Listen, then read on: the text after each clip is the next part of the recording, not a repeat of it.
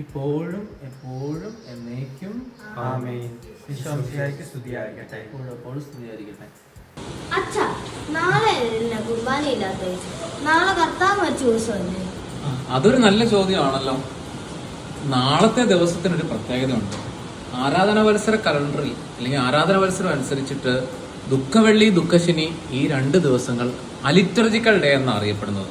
മാത്രമല്ല, സഭയുടെ പാരമ്പര്യത്തിലൊന്നും ഈ ദിവസങ്ങളിൽ ഒരു സഭയിലും കുർബാന അർപ്പിക്കപ്പെട്ടിരുന്നുമില്ല. ലത്തീൻ സഭയിൽ പിന്നീട് ഇത്തരത്തിൽ കുർബാന അർപ്പിക്കുന്ന ഒരു രീതി പിന്നീട് അവർ കൊണ്ടുവന്നു. എല്ലാറ്റിനും ഉപരി ദുഃഖവെള്ളിയാഴ്ച നമ്മൾ കർത്താവിൻ്റെ പീഡാനുഭവത്തിനാണ് കൂടുതൽ പ്രാധാന്യം കൊടുക്കുന്നത്, ആഘോഷത്തിനല്ല. അതുകൊണ്ടാണ് ദുഃഖവെള്ളിയാഴ്ച കുർബാനയില്ലാത്തത്.